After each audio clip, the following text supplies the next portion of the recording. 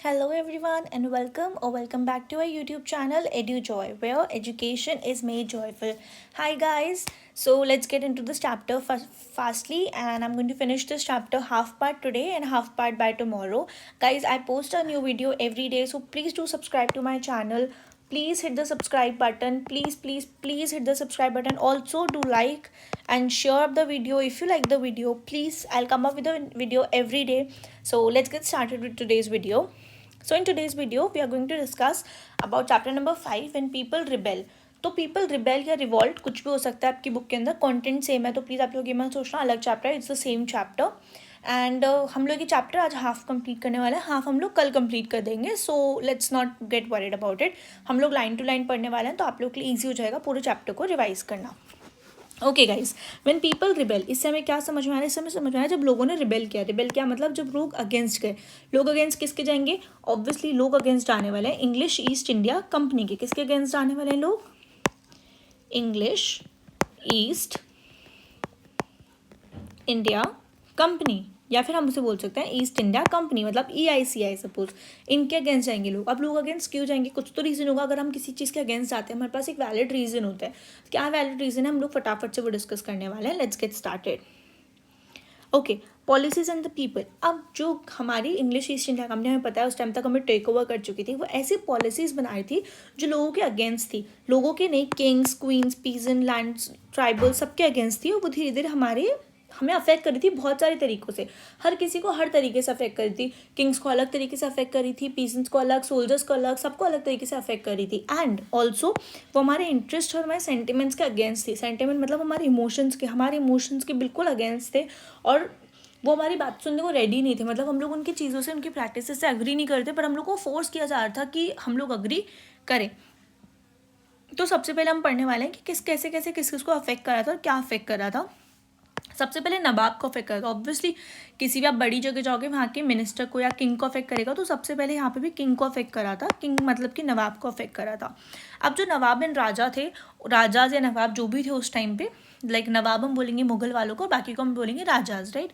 नवाब दिख रहा था कि उनकी पावर इरोड हो रही है. पावर इरोड हो रही है का मतलब उनकी पावर खत्म हो रही है और धीरे धीरे उनकी अथॉरिटी, उनका ऑनर सब उनसे छिनता जा रहा है. मतलब सारी जो पावर है वो किसके हाथ में आ रही है? इंग्लिश ईस्ट इंडिया कंपनी के हाथ में आ रही है, EIC के हाथ में आ रही है. इस वजह से नवाब जो थे वो बहुत ज़्यादा दुखी थे, बहुत ज़्यादा सैड थे.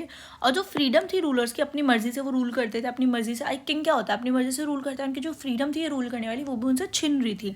और जो आर्म फोर्सेस थे उनको बंद कर दिया जा रहा था. उनके रेवेन्यू जो थे, कि वो रेवेन्यू आज तक कौन कलेक्ट करता था? किंग कलेक्ट करेगा. वो क्या होता? अब वो कलेक्ट नहीं कर पा रहा था, English east India company collect करी थी. मैनी रूलर फैमिलीज ने ट्राई किया उनसे नेगोशिएट करने का, कि जैसे झांसी की रानी लक्ष्मीबाई की स्टोरी सबने सुनी होगी. उसके अंदर क्या था? रानी लक्ष्मीबाई का कोई बेटा नहीं था. उस टाइम पे रूल था कि अगर आपका किंग मर गया तो आपका बेटा आपका नेक्स्ट रूलर बनेगा, वरना वो पूरी टेरिटरी चल जाएगी कंपनी के पास में. अब रानी लक्ष्मीबाई का कोई बेटा नहीं था. तो रानी लक्ष्मीबाई ने बोला दैट ओके, मेरा एक अडॉप्टेड सन है जो कि है नाना साहिब. हम लोग क्या करेंगे, हम लोग उसको दे देते हैं जो वो है. सॉरी, नाना साहिब रानी लक्ष्मीबाई का वो नहीं था, बट उन्होंने बोला कि मैं अपने अडॉप्टेड सन को किंगडम देना चाहूँगी. बट उन्होंने क्या बोला कि नहीं, हम नहीं लेंगे, और उनसे किंगडम ले लिया. लड़ाई भी हुई, इसलिए रानी लक्ष्मीबाई बहुत फेमस है. नेक्स्ट अगर हम बात करें, नाना साहिब जो थे, जो कि किसके अडॉप्टेड सन थे? पेशवा बाजीराव के सन थे. सॉरी, अडॉप्टेड सन ही थे, सन थे. अडॉप्टेड सन थे पेशवा बाजीराव के. उन्होंने क्या बोला कि प्लीज़ मेरे फादर की जगह आप मुझे पेंशन दीजिए. बट कंपनी ने बिल्कुल मना कर दिया कि नहीं, हम उनकी पेंशन आपको नहीं देंगे, क्योंकि आप अडॉप्टेड हो.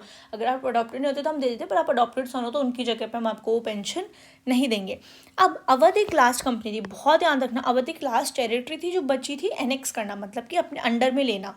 तो उस टाइम पे गवर्नर जनरल था डलहौजी ने क्या बोला? डलहौजी ने बोला कि अवध का जो राजा है, जो उस टाइम पे अवध को रूल कर रहा है, वो अच्छे से रूल नहीं कर रहा है. तो अवध को एक नए एडमिनिस्ट्रेशन की ज़रूरत है. तो हम लोग ब्रिटिश रूल को यहाँ पे लेके आएंगे. और अवध को भी क्या कर लिया उन्होंने? खुद के एंड में ले लिया. और कंपनी ने धीरे धीरे स्टार्ट कर दिया था मुगल डायनेस्टी, मतलब मुगल एम्पर, यानी कि मैं बात करूँ अकबर की, बाबर की, ठीक है, औरंगजेब की, इन्हें हम बोलेंगे मुगल डायनेस्टी. इनको क्या करना था? वो चाह रहे थे कि मुगल डायनेस्टी अब क्या हो जाए, फाइनली ख़त्म हो जाए, वो ये चाह रहे थे. तो उन्होंने क्या किया? उन्होंने जब जो उनका लास्ट वो था, उन्होंने बोला कि बहादुर शाह जफ़र था, लास्ट मुगल एम्पर था बहादुर शाह जफ़र. उसके मरने के बाद में कोई भी क्या होगा, वो नहीं बनेगा, किंग नहीं बनेगा, उसके बाद में सबको क्या बोलेंगे, प्रिंस बोलेंगे। ऑल्सो उनको बोला बहादुर शाह जफर की बात कि आप लोग रेड फोर्ट से निकल जाइए, हम आपको दूसरी जगह दे देंगे दिल्ली में रहने के लिए, बिकॉज रेड फोर्ट जो था वो बहुत इंपॉर्टेंट जगह थी फॉर मुगल पीपल, और वो यहाँ पे रहते थे।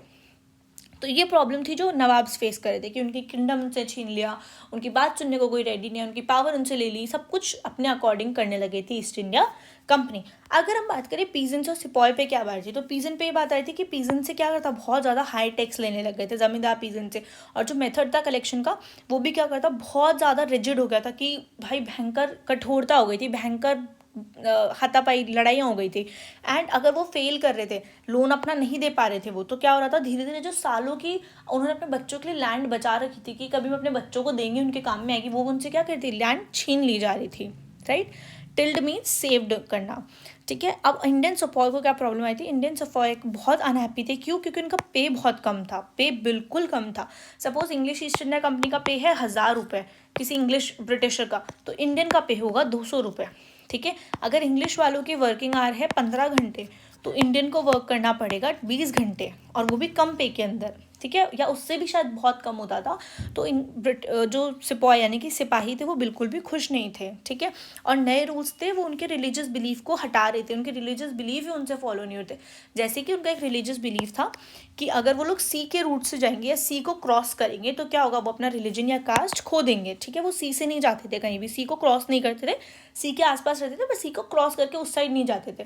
तो उन्होंने बोला कि आपको सी के उस साइड जाना पड़ेगा। कोई फाइट हुई होगी, उन्होंने बोला आपको सी के उस क्रॉस जाना होगा, तो उन लोगों ने बोला कि हम सी से नहीं जाएंगे, हम क्या करेंगे, हम लैंड रूट से जाएंगे। किससे जाएंगे, लैंड रूट से जाएंगे। तो इस चीज़ पे उन लोगों को बहुत ज़्यादा पनिश किया और एक नया रूल बना दिया। क्या नया रूल बनाया कि अगर किसी को एम्प्लॉयमेंट चाहिए तो क्या करना, ओवरसी उनको काम करना ही करना पड़ेगा। इस वजह से भी सिपॉय क्या थे, बहुत ज़्यादा दुखी थे। सेकेंड सिपॉय क्यों दुखी थे बहुत ज़्यादा, क्योंकि उनके पीजेंट्स जो है वो वहाँ दुखी थे, तो वो उस वजह से क्या हो रहा था, वो उनको बहुत ज़्यादा अफेक्ट कर रही थी चीज़ें। ये कोई क्वेश्चन आ सकता है कि सिपॉय दुखी क्यों थे। फर्स्ट ऑफ ऑल पे क्या था, बहुत कम था, ठीक है, पे कम था। कंडीशन क्या थी, बहुत ज़्यादा ख़राब थी, कंडीशन वर्स थी। और थर्ड क्या था, रिलीजियस बिलीफ उनका फॉलो नहीं हो रहा था। ये कंडीशन थी सिपॉय की। किसकी कंडीशन थी ये सारी, सिपॉय की कंडीशन थी। एंड फोर्थ कंडीशन क्या थी सिपॉय की, कि पीजेंट्स भी हैप्पी नहीं थे, तो वो पीजेंट्स का भी इफेक्ट उनके ऊपर में आ रहा था। So this was the condition of sepoy. अगर हम बात करें नेक्स्ट कि रिस्पॉन्सेज ऑफ रिफॉर्म, अब क्या होता था, इंग्लिश ईस्ट इंडिया कंपनी को लगा, ब्रिटिशर्स को लगा कि इंडिया को रिफॉर्म की ज़रूरत है, कुछ प्रैक्टिसेस है जो बंद हो जानी चाहिए, रिफॉर्मेशन की ज़रूरत है इंडियन सोसाइटी को। जैसे कि उन्होंने बोला कि सती प्रथा जो है वो बंद हो जानी चाहिए और रीमैरिज होनी चाहिए विडो की, ठीक है। सती प्रथा क्या थी बेसिकली, कि अगर किसी का हस्बैंड मर गया है तो वाइफ को भी जिंदा जला दिया जाता था विद द हस्बैंड्स बॉडी। तो उन्होंने बोला कि नहीं, ऐसा नहीं होगा और हम उस वुमेन की रीमैरिज करवाएंगे। इंग्लिश लैंग्वेज एजुकेशन के अंदर बहुत ज़्यादा उन्होंने डाल दी थी, और उन्होंने बोला था कि अगर लोग चाहें तो क्रिश्चियन के अंदर कन्वर्ट हो सकते हैं। इसकी वजह से जो इंडियंस थे, हालांकि सती प्रथा वॉज गुड, अगर सोचा जाए तो सही है, आप आज की डेट में आप बोलोगे बिल्कुल सही है, बट उस टाइम पे लोगों के लिए बहुत रिलीजियस बिलीफ था, तो उस टाइम पे लोगों को बहुत गुस्सा आया था कि यार ये क्यों कर रहे हो, रिलीजियस बिलीफ है हमारा, ये क्यों कर रहे हो, ये मत करो। तो उस टाइम पे लोगों को बहुत ज़्यादा गुस्सा आता, बोल रहे थे कि ये तो पूरा ब्रिटिशर में कन्वर्ट करने पर लग रहा है लोगों को। अब through the eyes of people, हम अगर लोगों की आंखों से देखें तो हमारे पास में दो सोर्सेज हैं। एक सोर्स मैं आपको आज पढ़ा रही हूँ, एक सोर्स मैं आपको नेक्स्ट वीडियो बनाऊंगी, या फिर मैं देखती हूँ अगर अभी पढ़ा दूंगी तो। ओके, फर्स्ट सोर्स था लास्ट 8044 रूल्स। अब ये क्या था, इसके अंदर था कि इसके अंदर एक्सपर्ट थे, जिस बुक का नाम है माझा प्रवास, उसको लिखी गई विष्णु भट्ट गोडसे ने, एक ब्राह्मण है वो महाराष्ट्र से। उनके और उन अंकल को एक यज्ञ के लिए भेजा, यज्ञ मतलब एक मुहूर्त था, उसने यज्ञ जो होता है उसके लिए भेजा, और विष्णु भट्ट को बोला कि आप सिपॉय से मिलेंगे। तो उनके सिपॉय ने उनको बताया कि बहुत ज़्यादा चीज़ें ख़राब हो रही है, ब्रेकआउट होने वाला है, 3 दिनों के अंदर बहुत ज़्यादा लड़ाई होने वाली है। अब सिपॉय ने क्या बोला कि English were determined to wipe out Hindus and the Muslim, कि हिंदू और मुस्लिम को हटाने वाले हैं। That made a list of 84 rules, 84 rules की एक लिस्ट बनाई है, और उन्होंने अनाउंस करने वाले, गैदरिंग होने वाली बड़े बड़े किंग की, प्रिंसेस की, कहाँ पे होने वाली है वो, कैलकाटा के अंदर। और किंग ने अगर रिफ्यूज़ कर दिया तो इंग्लिश ने वार्न किया है कि कॉन्सिक्वेंसेस बहुत ज़्यादा बुरे होने वाले हैं, और किंग जो है वो सारे रिटर्न हो गए, और कैपिटल मतलब जो इंग्लिश ईस्ट इंडिया कंपनी वो बहुत ज़्यादा गुस्से में है, और पीपल जो है वो, जो बिग पीपल है वो बड़े बड़े प्लान बना रहे हैं, और फिक्स भी कर दिया उन्होंने कि रिलीजन की एक वॉर होने वाली है। उनका सीक्रेट प्लान है कि वो मेरिट से एक लेटर लिखेंगे डिफरेंट कंटोनमेंट्स को, मतलब मेरठ के मेरठ उनका क्या है, हेड ऑफिस है, यहाँ से वो लेटर लिखेंगे। तो ये एक बेसिकली एक रूल है कि हम लोगों की आइज से देखिए तो वो लोगों के साथ में ये गलत चीज़ें कर रहे थे। नेक्स्ट अगर हम बात करें कि एक एक्साइटमेंट थी बहुत सारे रेजिमेंट के अंदर, मतलब सारे रेजिमेंट कौन सी जगह थे जहाँ पे सारे सिपाही वगैरह रह रहे होते हैं, कि एक ये था कि उन दिनों के अंदर एक मेमोरे था, सूबेदार था सीताराम पांडे। तो सीताराम पांडे को 1812 में एक सिपाही के रूप में लगाया गया था बंगाल नेटिव आर्मी के अंदर। उसने इंग्लिश को 48 ईयर्स तक सर्व किया और रिटायर हो गया वो बाद में। उसने इंग्लिश की बहुत हेल्प की, बहुत ज़्यादा वो अच्छा था, एंड उसने इंग्लिश के and was killed by British in front of his eyes. And उसने देखा कि बाद में उसी के बेटे को मार दिया गया था। तो जब उसका रिटायरमेंट हुआ कमांडिंग ऑफिसर से तो वो बहुत ज़्यादा दुखी था एंगी था। उसने अपनी राइटिंग कंप्लीट की अवधि के अंदर और उसने ट्रांसलेट किया इंग्लिश के अंदर, बाद में वो हुई है। तो उसके अंदर क्या था, उसने क्या लिखा था, उसने अपना हम्बल ओपिनियन बताया उवध के लोगों को कि सिपाही की जगह पे उसने बताया कि जो ये लोग हैं ये बहुत बुरे हैं, इनकी आर्मी जो है बहुत बुरी है। They worked upon feelings of sipahi telling them how treacherously the foreigners had behave towards their king, कि फॉरेनर ने कितने गंदे तरीके से किंग के साथ किया है। उसने अपने 10,000 they invented 10,000 lies and persuaded to soldiers and mutiny and turned against their masters, कि सिपाहीज के लिए उन्होंने बहुत सारे 10,000 लाइज, मतलब उन्होंने बहुत सारे झूठ प्रिपेयर कर रखे हैं ताकि लोग अगेंस्ट हो जाए उनके। और इंग्लिश जो है उनका काम ये है कि एम्परर ऑफ दिल्ली को वो क्या करें, वहाँ पे वो एम्परर ऑफ दिल्ली खुद बन जाए, और उन्होंने मेंटेन कर रखा है। उनके पास पूरी आर्मी है, सोल्जर्स हैं, और वो उस चीज़ से उनके एडवाइस लेकर के ये काम करने वाले हैं। ऑल्सो उसने ये भी लिखा उसके अंदर कि चांस है कि सरकार पार्टीज़ भेजे और तुम्हें रिटायरमेंट के अंदर लोगों को बुलाए, मैन जो परफॉर्म करने वाले ड्रिल परफॉर्म करे। सो बेसिकली ये वही था कि लोगों को अपनी आइज से वहाँ पे क्या क्या दिख रहा था। ये दोनों एक्चुअली इतने इंपॉर्टेंट है नहीं जितने आप लोगों को लग रहा है।